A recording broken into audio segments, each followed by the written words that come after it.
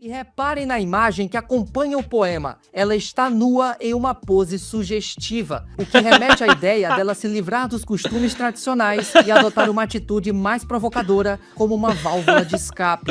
O Bambuto falando isso. E aí que entramos no real conflito que molda a personalidade da Yuru. Ai, desculpa, Bambuto. Uma das formas mais interessantes de conhecer os personagens de Bleach é observar a relação entre a sua Shikai e a Bankai. Nós temos o Kyoraku com seus jogos infantis que evoluem para um teatro macabro. Você consegue fazer muita assimilação, tipo, do que o personagem mostra e do que ele realmente é com isso. Eu acho isso um sistema de poder que fala muito bem sobre o personagem, sem ser expositivo. O que Bleach às vezes acaba sendo bem expositivo, né? Já falei dos meus problemas com Bleach, eu tenho alguns problemas com Bleach, mas, em geral, é muito pouco, muito pouco.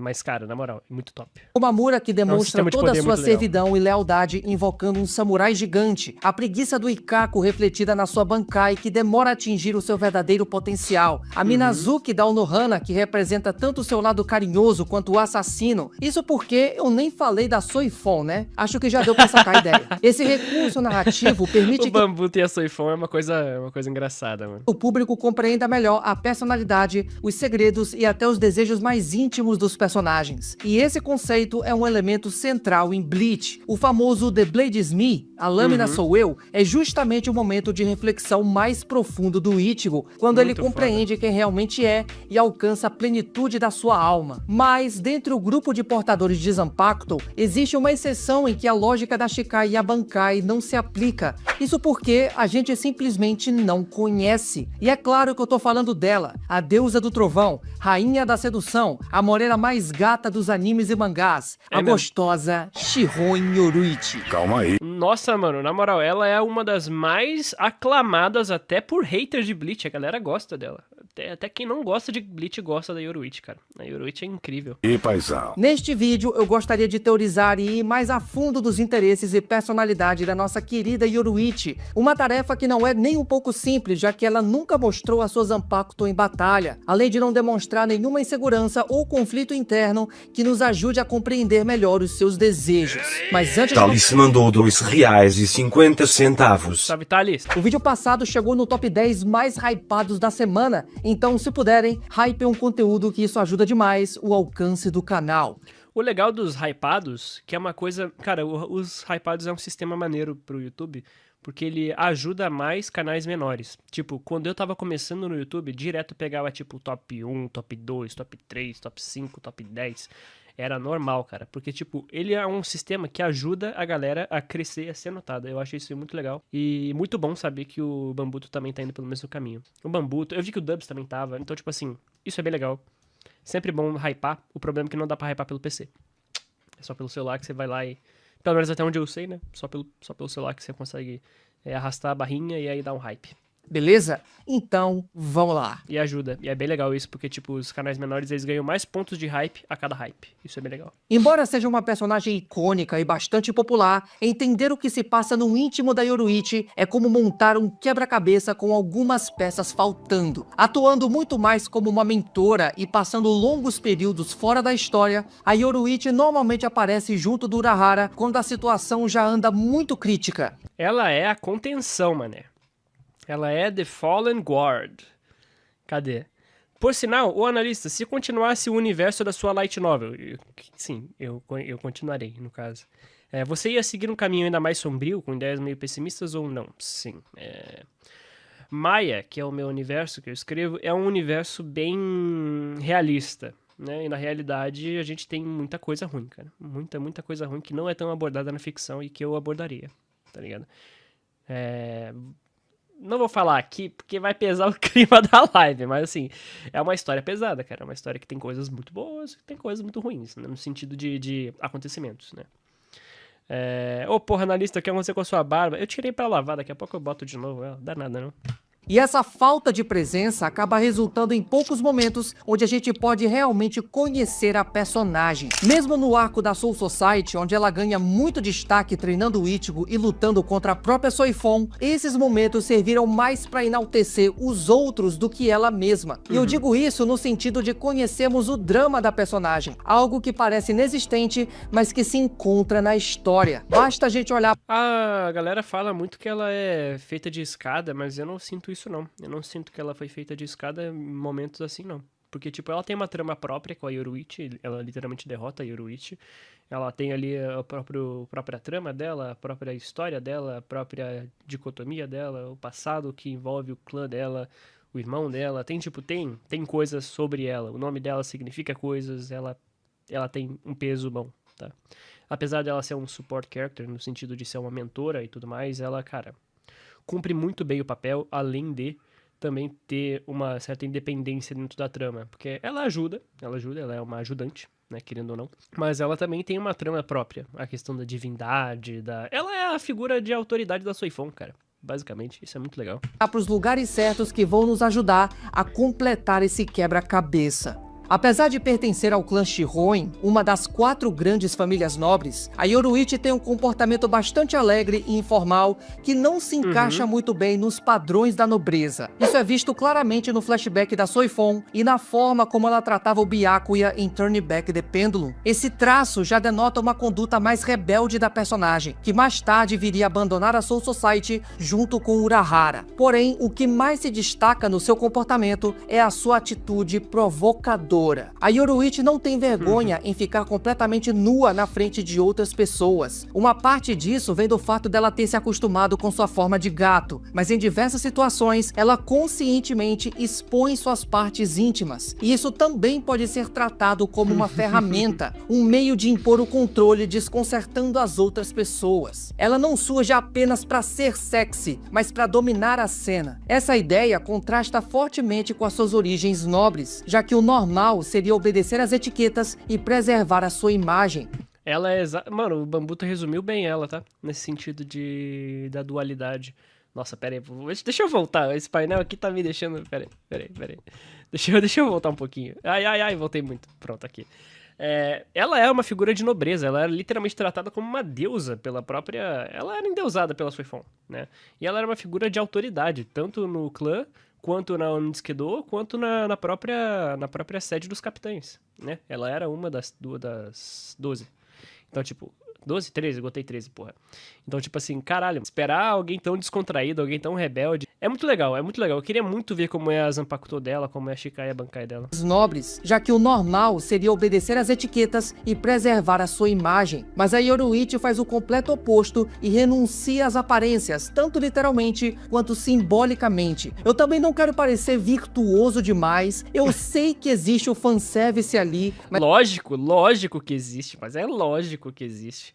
E o baita fanservice, né? Vamos ser sensatos aqui, mano. Mas é legal a gente ir um pouquinho mais a fundo e entender o porquê ela toma esse tipo de atitude. Como ex-capitã da Gotei 13, a Kubo gosta de morenas, é por isso, e latinas. Yoruichi também possui a sua própria Zanpakuto, e é bem provável que ela tenha dominado a Shikai e a Bankai. Mas como a própria personagem fala na novel Can't Fear Your Own World, ela declara que é muito mais forte no combate corpo a corpo, e por isso precisa consolar o espírito da sua espada todos os dias. Assim, eu pelo menos não consigo imaginar Yoruichi utilizando Zanjutsu ao invés de Hakuda. O público pois é, a gente já acostumou, né, cara? já é bastante acostumado com o Shunko e eu não imagino o Kubo alterando esse aspecto. Mas como o próprio mangá apresenta no flashback com Urahara, antigamente a Yoruichi costumava empunhar a sua Zanpakuto. Então existe espaço pra gente explorar um pouco mais essa relação. Mas aí você pode pensar, Matheus, mas isso é só um detalhe. A personagem foi concebida para ser uma combatente corpo a corpo. A espada não tem uma importância real pra narrativa. Com certeza tem, pô. Com certeza tem. E eu até concordaria se os seus semelhantes também agissem da mesma forma, o que não é o caso. O Urahara também serviu às forças de punição e nunca abriu mão da Benihime. A Soifon, discípula direta da Yoruichi, é usuária de Shunko e também costuma lutar com a sua Shikai e até a Bankai. O Shika Shiroin, o primeiro capitão da segunda divisão, que também pertence ao mesmo clã, é apresentado junto da sua espada. O único que fica de fora é o Yushiro, o irmão mais novo da Yoruichi, mas a gente não tem certeza se ele passou pelo treinamento Shinigami e serve diretamente a Gotei 13. Então a questão ainda permanece: por que a Yoruichi rejeita tanto a sua espada? Eu faço essa pergunta mais para tentar entender o lado íntimo da personagem. É diferente do caso da Nemo, que nunca usou a sua Zanpakuto, mas também jamais alcançou a Bankai.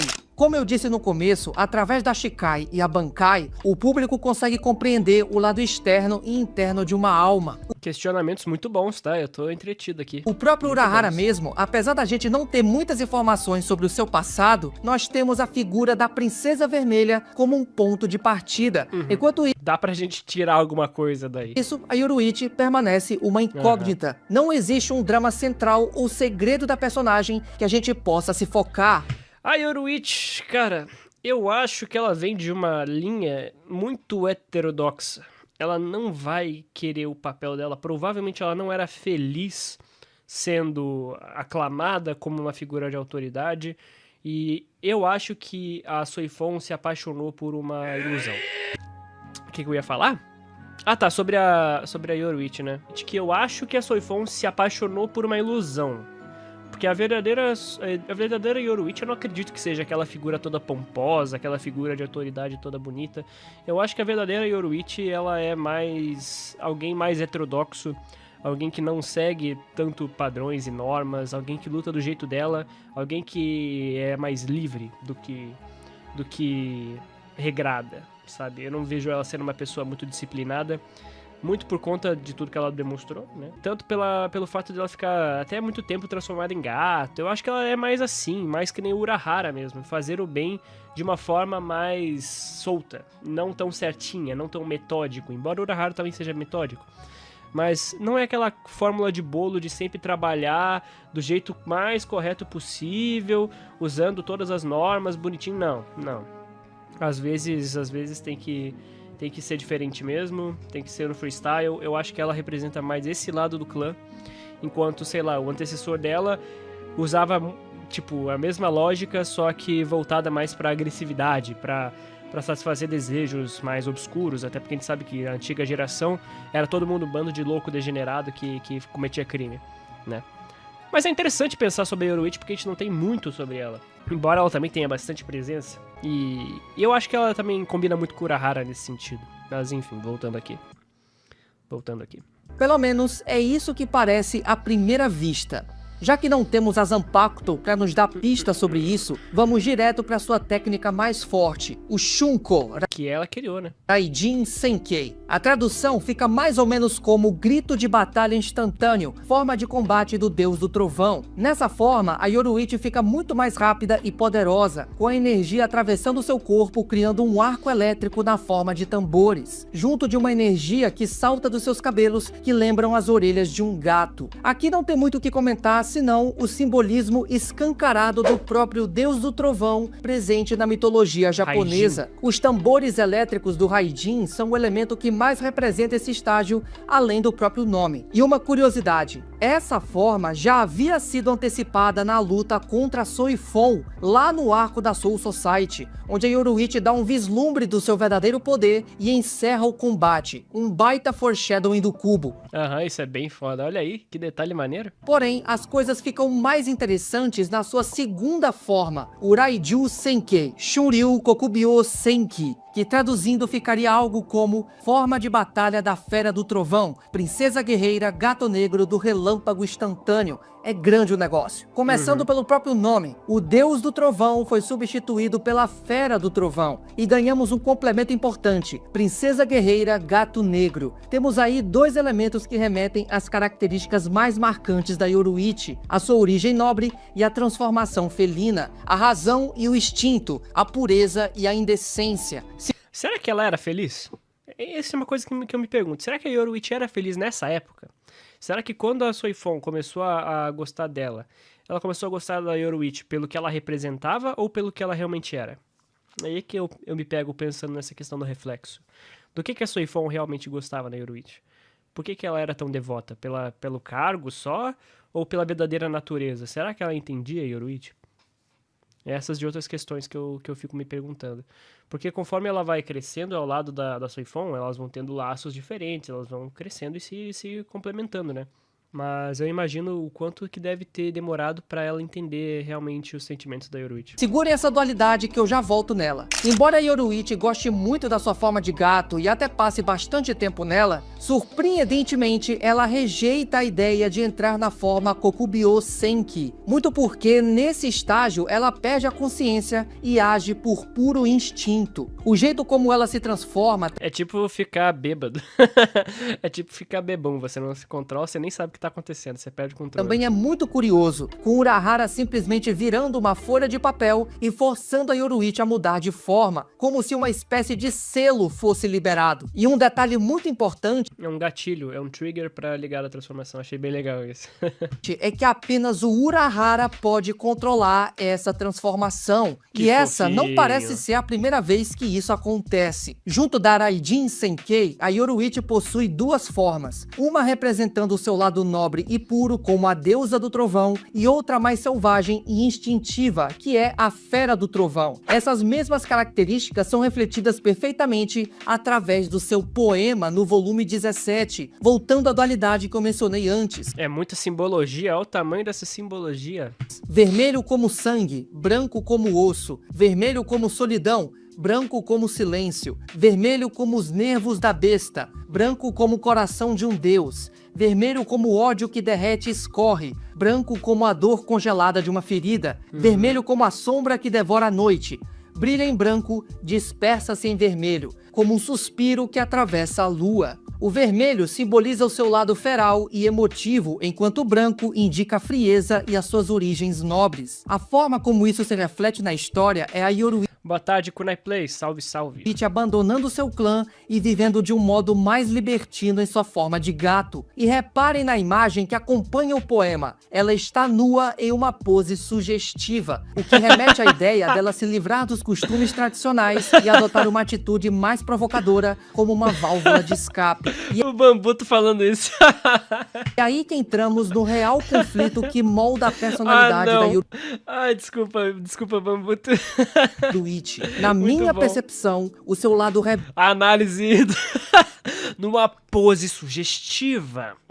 rebelde e libertino é o que ela procura Desculpa. mostrar para as Quebrei, outras quebrei. pessoas, enquanto internamente ela ainda preserva o seu orgulho como uma figura da nobreza. Por mais que a Yoruichi tenha rejeitado esse lado quando abandonou a Soul Society, é possível que ela ainda tenha um certo carinho pela elegância, delicadeza e as virtudes da nobreza. Isso responde à dualidade e o tom melancólico do poema, além dela não querer empunhar as suas Zanpakuto de jeito nenhum, uma vez que a sua Bankai possivelmente Quebrei, se cara. relaciona a esse tema. Curiosamente, no jogo mobile do Bleach Brave Souls, onde alguns designs de personagem foram supervisionados pelo Kubo, nós temos uma categoria conhecida popularmente como Beyond Bankai, que são Nossa, isso aí, essa fanfic é maneira, hein? basicamente alguns personagens Beyond que Bankai. transcenderam a sua última liberação e adquiriram novas características. Então a gente tem o próprio Urahara adotando partes da sua princesa Carmesim, o Kyoraku vestindo os temas da Katen, o Komamura meio que se tornando o próprio samurai da sua Bankai, e dentre esses vários personagens, nós também temos a Yoruichi, embora ela nunca sequer tenha mostrado a sua Shikai na história. E vejam só, ela surge vestindo trajes cerimoniais e empunhando uma espada com o símbolo do seu clã. Cara, eu acho que a Yoruichi não gostava tanto assim de ser essa figura de autoridade. Por mais que ela fosse, né? Mas é opinião, aqui é totalmente opinião e interpretação. Nada explícito na obra.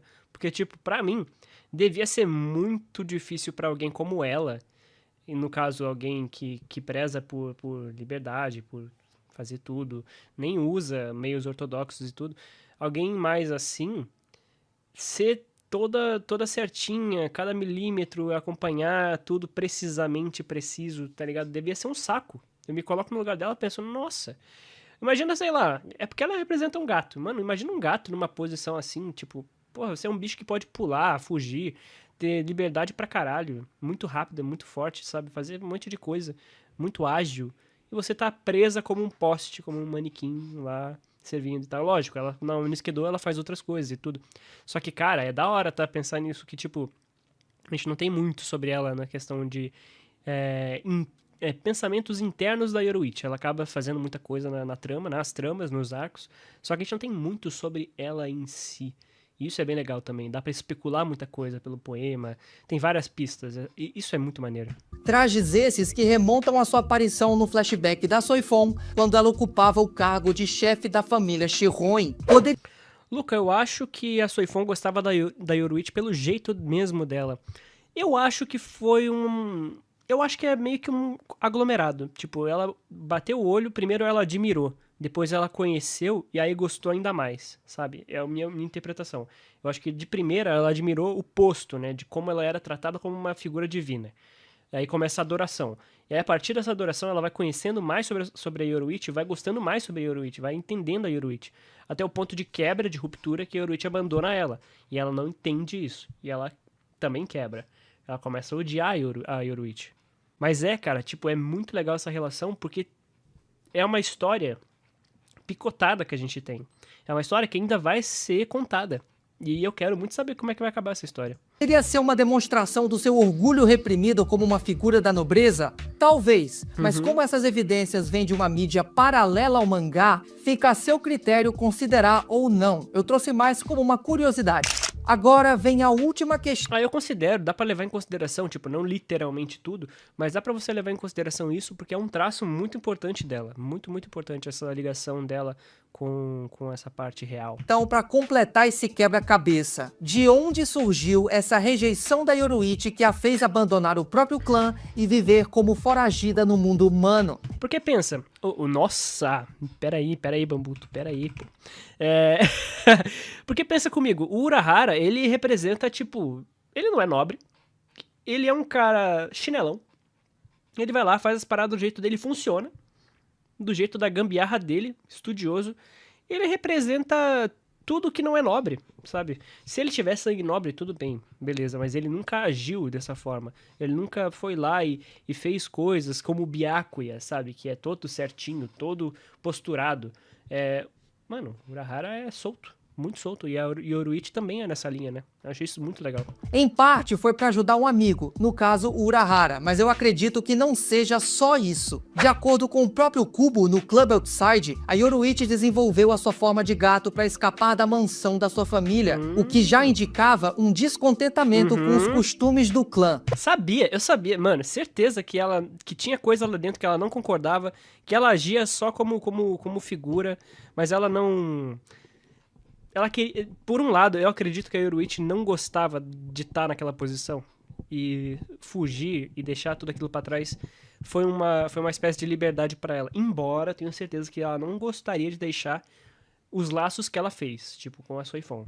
Mais tarde, por meio do clube, também nos foi revelado que a herança Shihoin permite que, ocasionalmente, alguns dos seus membros se transformem em animais específicos. Então, virar uma fera não é algo exclusivo da Yoruichi. Com todas essas informações, nós entramos na parte da teoria. E a minha ideia é que a Yoruichi, em algum momento, foi usada como uma arma do próprio clã. Pra quem não sabe, a família Shihoin também é encarregada de guardar os tesouros e os armamentos sagrados da Soul Society. A cada geração, o chefe do clã é encarregado de proteger o Tenshi Heiso, uma incrível ferramenta espiritual que dizem ter sido transmitida dos céus. O escudo com o emblema da família que o Kitaki usa para salvar a Rukia e os fios laranjas afiados que a Yoruichi utiliza contra o Yurabara são exemplos de alguns armamentos guardados pelo clã. E essa relação entre armas e a família Shihoin pode ser associada a Yoruichi, e se a forma Kokubyo Senki, na verdade, for uma ferramenta de guerra desenvolvida pelo clã, e a Yoruichi foi a escolhida escolhida para ser a guardiã dessa transformação.